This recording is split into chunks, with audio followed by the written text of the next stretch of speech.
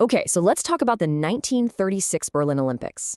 On the surface, it was this incredible global celebration of sports. But if you dig just a little deeper, you find out it was actually one of the biggest, most audacious propaganda stunts in history. And that really gets to the heart of it, doesn't it? How could an event that's all about bringing the world together in peace be twisted to hide the incredibly dark intentions of a brutal regime? That's the core question we're going to unpack right now. So, how did this even happen? Well, here's the crucial thing to remember. Berlin was actually awarded the Games before the Nazis ever came to power.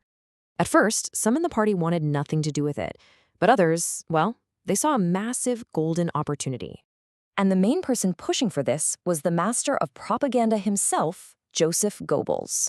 He basically argued, look, we're going to have the media from 49 different countries right here in Berlin. What better stage could we possibly ask for to show the world our vision for the new Germany? So what was that vision exactly? What were they trying to sell? Well, first off, they wanted to project this image of a super modern, efficient, and organized Germany. Second, they needed to put on a civilized face to hide the brutal reality of the regime. Third, they wanted to impress all those visiting nations with Germany's newfound power. And finally, the most sinister goal of all, to prove the so-called superiority of the Aryan race. Now, to pull all of this off, the Nazis left absolutely nothing to chance. They started meticulously crafting this perfect but completely fake image of Germany for the world to see. You could say the whole country was putting on a performance. And at the very center of this performance was a massive, brand new Olympic stadium built to seat 100,000 people. I mean, this thing was designed to overwhelm you, to be this giant concrete symbol of the new Germany's power and efficiency. And it wasn't just the stadium. A staggering 150 other Olympic buildings were also built, all finished perfectly on time. This was all part of the message, you see, to show that this was a nation that got things done, an organizational powerhouse. The performance even extended to the athletes themselves. See, most countries were sending true amateurs. We're talking people with regular jobs who had to take time off to even compete. But Germany's team? They were basically full-time state-funded athletes training year-round. This gave them a huge and pretty hidden competitive edge. And this is where you really see that stark contrast between the image and the reality. To make Berlin look welcoming, all these vicious anti-Jewish signs were temporarily taken down. But it was just for show. Behind the scenes, the persecution was getting worse. And the German team? They allowed just one Jewish athlete on the team. Really just a token gesture to quiet down any international criticism. So the stage was set, the actors were all in place, and the script was written down to the very last detail.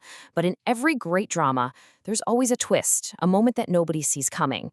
And in Berlin, 1936, that moment had a name: Jesse Owens. Right, this whole elaborate event was supposed to be a carefully controlled story about Aryan supremacy. But that story was about to get completely hijacked by an African-American athlete from the United States. 4. That's the number that just shattered the Nazi myth in front of the entire world. 4 gold medals. One not by some Aryan Superman, but by the son of a sharecropper from Alabama. And I mean, just look at the events he dominated. Gold in the 100-meter sprint, the 200-meter sprint, the long jump, and the 4x100-meter relay. These were the biggest, most watched events of the Games. And right there, on their home turf, Jesse Owens publicly dismantled the core myth of Nazi ideology. So after the Games ended, the athletes all went home, and that carefully built facade was packed away. We have to ask the really big question. Despite the whole Jesse Owens story, did the Nazis actually pull it off? Did their propaganda work? It's time to evaluate. This is the key analytical question, and for anyone studying this, it's so important, because the answer isn't a simple yes or no.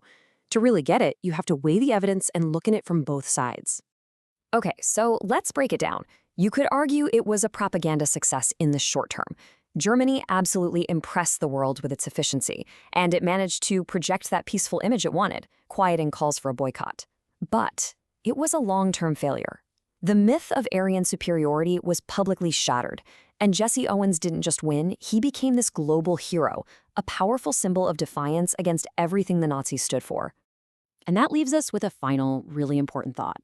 The 1936 Olympics are this powerful reminder to always, always question what we're being shown.